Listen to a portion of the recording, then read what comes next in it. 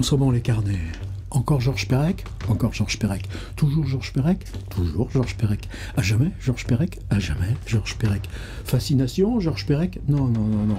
Disons fraternité, disons reconnaissance, mais surtout, qu'il y a encore du travail à faire. Alors pourquoi Georges Perec aujourd'hui? Plusieurs choses qui convergent. La première, 18 octobre 1974. Il y a pile 50 ans. Il s'est passé quoi le 18 octobre 1974? Vous savez pas? On va en parler. C'est pour ça, aujourd'hui, là, que je fais cette vidéo avec petite annonce sérieuse. On met ça de côté. Deuxième chose, vous savez que L'œil ébloui, c'est un livre avec le travail de Coachy White, une photographe qui avait photographié un peu partout des trompe-l'œil.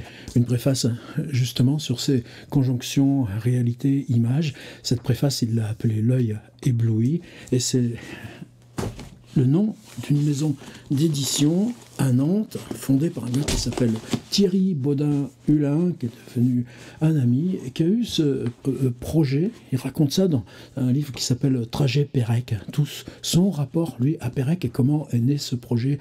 Et par exemple, une lettre à Annie Ernaux.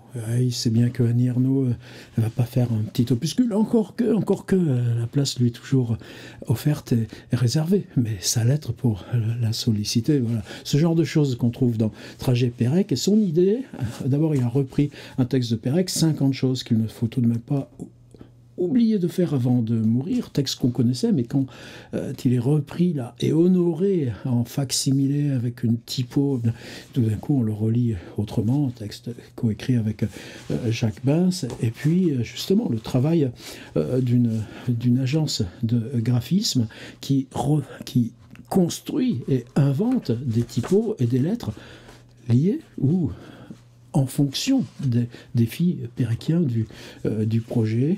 Voilà, c'est l'agence Yocna à Nantes.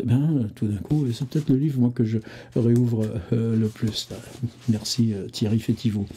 Et moi, j'ai eu l'honneur aussi de figurer là dans ce quatuor d'ouverture avec l'espace commence ainsi. C'est quoi l'espace commence ainsi? J'ai même plus mon premier espèce d'espace parce que j'en ai racheté un, puis j'en ai encore racheté un autre, et puis là maintenant j'en ai encore un autre qui est la récente réédition par Jean-Luc Joly avec un cahier fac-similé qui change encore l'approche.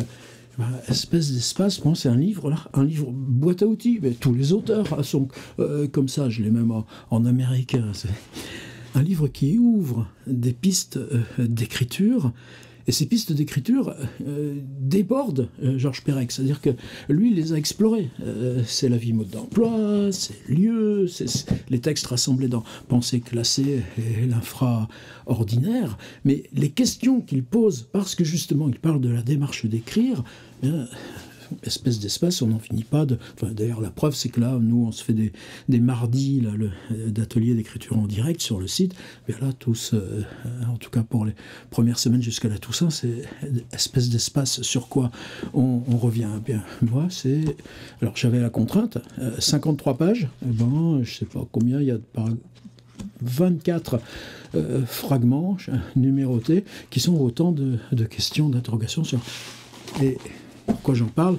Parce que j'ai reçu là, juste à l'instant, une enveloppe et c'est marqué L'œil ébloui. Donc je sais que ce qu'il y a dedans, c'est les 3 suivants, puisque Thierry Baudin-Hulin a décidé de commander à 53 autrices, auteurs, photographes aussi, et d'autres, cinéastes, leur rapport, un texte d'invention sur leur rapport à Perec. Et les 3, ils sont là. Alors je connais le nom des auteurs, je connais les titres, mais je me suis décidé à ne pas ouvrir l'enveloppe avant le 3 octobre, date de leur présence en librairie, et donc rendez-vous la semaine prochaine pour ouvrir l'enveloppe. Alors je voulais revenir là sur 18 octobre 1974. Et c'est tout petit. C'est tout petit. Et ce qui est bizarre, moi, c'est que même je m'étais trompé. Donc vous le connaissez, le titre, hein.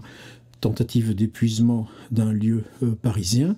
Et moi, à cause d'espèces d'espace, où il y a ce projet-là, comme ça, je pensais que ça faisait partie, naïvement, de lieux. Mais lieux, ça s'est bouclé en 1973. Non, la place Saint-Sulpice, le café de la mairie, ne fait pas partie de l'exploration de lieux. Vous savez que ce livre, maintenant, continent, ouais, un livre continent, un livre massif. Le Seuil a eu, je dirais, l'audace, l'intelligence, vous voyez, là, il y a un petit schéma graphique de circulation. Si vous cherchez Seuil, lieu, Pérec, vous le trouverez intégralement en ligne et on peut même fabriquer ses propres parcours, on a accès à tout. Ouais, cette intelligence-là, elle est encore tellement rare dans le monde éditorial. Alors, c'est tout petit, oui, parce que c'était publié en revue. D'ailleurs, il y a le frontispice qui est là, note de l'éditeur, ce texte paru en 1975, il est extrait du pourrissement des sociétés. Ça, moi aussi, j'avais oublié. Tu écris sur le pourrissement des sociétés. Qu'est-ce que tu fais? Tentative d'épuisement d'un lieu parisien. Numéro 1, 1975, de la revue Cause commune, dirigée par Jean Duvigneau et dont Georges Perec était l'un des animateurs. Vous connaissez, par exemple, un jour, on a un enregistrement. Vous vous souvenez, on a un enregistrement audio d'une de leurs réunions. Et c'est là où Pérec il se met à parler de quand au service militaire, il sautait en parachute. Et en quoi la décision intérieure de s'en remettre au saut en parachute, c'est ce qui l'a amené à l'écriture. Il y a un petit prologue, hop là, même pas une page.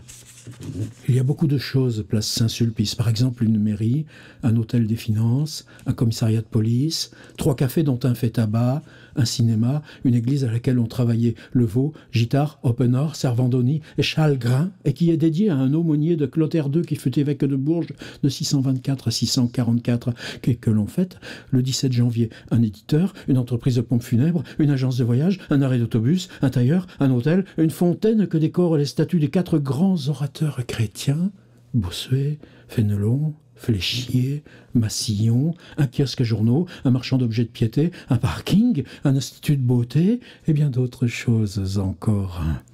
Un grand nombre, sinon la plupart de ces choses, ont été décrites, inventoriées, photographiées, racontées ou recensées. Mon propos dans les pages qui suivent a plutôt été de décrire le reste, ce que l'on ne note généralement pas, ce qui ne se remarque pas, ce qui n'a pas d'importance, ce qui se passe quand il ne se passe rien, sinon du temps, des gens, des voitures et des nuages. 1. La date.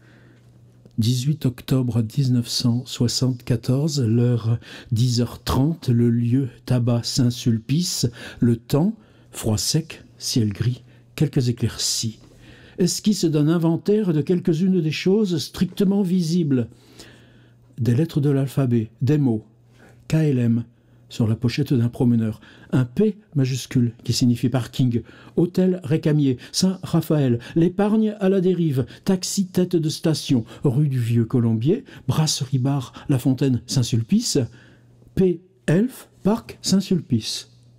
Des symboles conventionnels, des flèches, sous le P des parkings, l'une légèrement pointée vers le sol, l'autre orientée en direction de la rue Bonaparte, côté Luxembourg, au moins 4 panneaux de sens interdit, un 5e en reflet dans une des glaces du café. Des chiffres, 86, au sommet d'un autobus de la ligne numéro 86, surmontant l'indication du lieu où il se rend, Saint-Germain-des-Prés. 1. Plaque du numéro 1 de la rue du Vieux Colombier, 6 sur la place indiquant que nous nous trouvons dans le 6e arrondissement de Paris. Des slogans fugitifs de l'autobus « Je regarde Paris », de la terre, du gravier tassé et du sable, de la pierre, la bordure des trottoirs, une fontaine, une église, des maisons, de l'asphalte, des arbres feuillus, souvent jaunissants. Un morceau assez grand de ciel, peut-être 1/6 de mon champ visuel, une nuée de pigeons qui s'abat soudain sur le terre-plein central entre l'église et la fontaine, des véhicules, leur inventaire reste à faire des êtres humains. Une espèce de basset, un pain, baguette, une salade, frisée, débordant partiellement d'un cabas. Trajectoire, le 96 va à la gare Montparnasse, le 84 va à la porte Champéret, le 70 va place du docteur Hayem, maison de l'ORTF. Il y avait l'ORTF à l'époque. Le 86 va à Saint-Germain-des-Prés. Exiger le Roquefort Société le Vrai dans son ovale vert. Aucune eau ne jaillit de la fontaine. Des pigeons se sont posés sur le rebord d'une de ces vasques. Sur le terre-plein, il y a des bancs doubles avec un dosseret unique. Je peux de ma place en compter jusqu'à 6. 4 sont vides. 3 clochards au geste classique, boire du rouge à la bouteille. Sur le 6e, le 63 va à la porte de la Muette. Le 86 va à Saint-Germain-des-Prés. Tiens, il répète. Eh ben ouais, il garde la répétition. Nettoyer, c'est bien, ne pas salir, c'est mieux. Un car allemand, une fourgonnette Brinks. Ah ouais, à l'époque, tu retirais de l'argent liquide dedans. Donc, tu avais des camions de transport de fond. Le 87 va au Champ de Mars. Le 84 va à la porte Champéret. Couleur, rouge, Fiat, robe, Saint-Raphaël, sens unique. Sac, bleu. Chaussures, vertes. Imperméable, vert. Taxi, bleu. 2 chevaux, bleu. Le 70 va à la place du docteur Hayem, maison de l'ORTF. Répétition. Méhari, verte. Vous vous souvenez ce que c'est, une méhari? Mon père, il en avait une. Le 86 va à Saint-Germain-des-Prés. Vas-y, répète, parce que si tu répètes, comme ça, tu t'arrêtes pas d'écrire, et donc, d'autres choses vont venir. Mais toi, tu répètes, ça fait rien. Le 86 va à Saint-Germain-des-Prés 4 fois. Danone, yogourt et dessert. Exiger le Roquefort Société le Vrai dans son ovale vert. La plupart des gens ont au moins une main occupée. Ils tiennent un sac, une petite valise, un cabas, une canne, une laisse au bout de laquelle il y a un chien, la main d'un enfant. Un camion livre de la bière en tonneau de métal. Canterbrau, la bière de Maître Canter. Le 86 va à Saint-Germain-des-Prés. Le 63 va à la porte de la Muette. Un car Cityrama à 2 étages. Un camion bleu de marque Mercedes, sans majuscule. Et ça n'a jamais été corrigé? Non, non, ça n'a jamais été corrigé. Un camion brun, printemps, Brumel. Le 84 va à la porte de Champéret, le 87 va au Champ de Mars, le 70 va place du docteur Hayem, maison de l'ORTF. Le 96 va à la gare Montparnasse, Darty Réal. Le 63 va à la porte de la Muette. Casimir, maître traiteur, transport charpentier, Berthe France SARL, le Goff, tirage à bière. Le 96 va à la gare Montparnasse. Auto-école, venant de la rue du Vieux Colombier. Un 84 tourne dans la rue Bonaparte en direction du Luxembourg.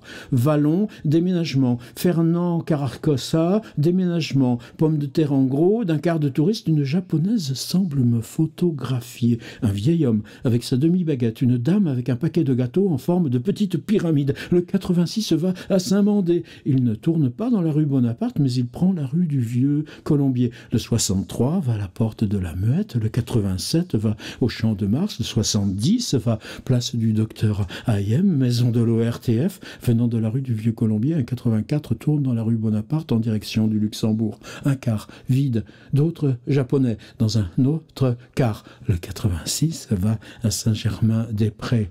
Brown, reproduction d'art, accalmie, entre parenthèses, lassitude, point d'interrogation, pause. Voilà, le premier chapitre de Georges Perec, tentative d'épuisement d'un lieu parisien. Ensuite, il y a toujours 18 octobre 1974, 2 à 12h40.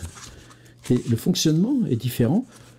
3, toujours 18 octobre 1974, mais à 15h20. Et moi, c'est là, 15h30. La date, 18 octobre 1974, l'heure 17h10. Et là, ça finit par, entre parenthèses, fatigue. Partie 2. 19 octobre 1974, là, 10h45. 6, 12h30. 7, 14h. Et ça continue, là, il y en a un gros paquet. Et puis 3, il revient, le 20 octobre, à 11h30. Café de la mairie, toujours. 13h05. Et ça finit là, 4 enfants, un chien, un petit rayon. Et puis ça finira là, 4 enfants, un chien, un petit rayon de soleil, le 96, il est 2h. Qu'est-ce qui fait qu'on s'arrête là? Comment ça se divise et tout? Ça c'est... Alors, le 18 octobre, tu penses bien que... Alors moi, l'an dernier, à côté, il y a une fac, c'est l'Institut catholique de Paris. Et ils ont embauché un ami rencontré à Montréal, mais il est italien, Peppe Cavallari, qui a été aussi à l'Institut de Compiègne. Je me souviens qu'on avait fait une belle rencontre avec ses étudiants là-bas, et Peppe a fait sa thèse comme ça sur la littérature et numérique, sur les réseaux sociaux, tout ça. Donc il y a longtemps qu'on se voisine. Et là, donc, charge tout ce qui concerne le numérique. L'an dernier, il a fait avec ses étudiants un séminaire. Alors lui, ça passait par téléphone portable, c'est-à-dire ce que Pérec lance comme ça, ce que l'on ne note généralement pas, ce qui ne se remarque pas, ce qui n'a pas d'importance, ce qui se passe. Eh bien, il lançait ses étudiants avec leur téléphone portable faire. Et en conclusion de ce travail, moi j'y ai accès là, sur mon ordi, fait-on ensemble le 18 octobre 1974. Alors évidemment, Café de la Mairie, place Saint-Sulpice, lui-même, je pense qu'on est encore en train de construire. Alors je lui ai proposé ça. Toi, tu lis. Alors sa réponse, oui, mais l'accent. Je lui ai dit, quoi, tu trouves que moi j'ai de l'accent? Ça l'a fait rire, donc c'est bon. Donc lui, il lira, continue, en Bourdon. Et moi, ce que je voudrais tenter d'explorer, c'est évidemment, on pourrait lire, là, comme je le fais, quel plaisir de lire ça. Parce que c'est en lisant qu'on découvre la complexité là-dessous. Ces phrases en Bourdon qui reviennent, le jeu avec les signes abstraits, les lettres, tout ça. Mais de reprendre, là, puisque lieu, il y a si peu de temps qu'on a commencé, chacun d'entre nous, à l'explorer. Pour retrouver, là, par exemple, imaginons que je prenne cette question, là, des autobus. Imaginons que je reprenne cette question de ce qu'on tient à la main. D'aller retrouver dans le lieu cette espèce de préhistoire, là, de la performance de Pérec, là, place Saint-Sulpice. Et donc, l'idée, ce serait que Pep lise Tentative d'épuisement d'un lieu parisien, 18 octobre 1974, pile à l'heure même où nous, on lira, 15h30, 16h30, c'est en public, ce sera à la salle de l'étage, dans la mesure des places disponibles, mais si vous voulez venir, bienvenue. Et on a présenté ça comme enregistrement d'une vidéo YouTube pour tiers-livre. C'est ce qu'on fera. C'est pas s'installer dans le bistrot et performer, non comme ça, non, c'est lire dans le lieu même, à l'endroit même où Georges Perec a écrit ces mots qui ont exactement 50 ans. Et moi, l'idée, ce serait qu'en même temps que Pep avance ici, je lise ces choses qui sont tellement... Attendez, j'ouvre complètement au hasard. Franklin, réel, 1. Sur un banc juste en face de l'entrée du Figaro. Mon souvenir était inexact ou bien les bancs ont été changés. En tout cas, leurs pieds ne suggèrent en aucune façon des pattes de lion. Petite note, parce qu'il avait déjà parlé de ça dans un souvenir, puisque tout s'articule entre réel et souvenir sur les mêmes lieux avec un algorithme de jeu. Froid, vent, bruit incessant. Alors imagine que là, quand Pérec donne ses indications météo, moi je reprends des indications météo dans le lieu. Froid, vent, bruit incessant. Toutes les fenêtres du Figaro sont allumées. Le F, plumé, resplendit. Alors vous savez que le F avec un petit logotype là, de plume, oui, c'est toujours celui du Figaro. Mais là, quand vous voyez, là, il relève les lettres seules qu'on voit apparaître là, dans son œil, ou le 6 du 6e arrondissement, eh bien, il y a cette phrase, le F plumé resplendit, un grand drapeau français. Je verrai plus tard qu'il y en a même deux. Au second à droite, une longue rampe de néon éclaire une grande pièce. Au premier, plafond à dorure, lambris peint. Une secrétaire en robe bleue est assise près de la fenêtre. Là, on dirait la toile de Hopper, vous savez, Office at Night. Donc ça, ce sera l'idée. Alors évidemment, moi, ma petite grande timidité, c'est que 18 octobre 1974, 50 ans pile, Pérec c'est le 18, le 19 et le 20, eh bien, les amis de l'association Georges Perec, dont le président est précisément Jean-Luc Joly, qui a édité Lieu et qui nous a refait cette édition d'Espèce d'Espace avec le fac-similé. L'association Georges Perec, elle, a réservé toute une salle. Eux, ils y seront de 14h à 17h, chose comme ça. Allez voir sur le site Association Georges Perec. J'en suis membre. Merci de m'avoir accepté en amitié. Et là, il y aura beaucoup plus de conférences, d'interventions, dont Thierry Baudin-Hulin, justement, pour parler des prochains livres de sa collection. Alors c'est indépendant, ça n'a rien à voir.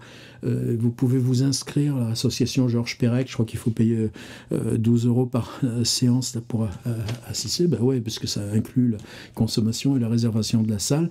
Nous, ce sera beaucoup plus humble, ce sera à l'étage. Bon, on connaît à l'étage, c'est quand il y a le salon là, des poètes vieillissants, la place Saint-Sulpice, ben, c'est traditionnellement, hop là, c'est à l'étage là qu'on fait nos petites tractations, contrats, machin, discussions. C'est une salle un petit peu historique aussi. Il y en a qui croient que ça se passe à place Saint-Germain, là, aux Deux Magots et tous ces machins-là. Non. Voilà, c'était une petite annonce Perec.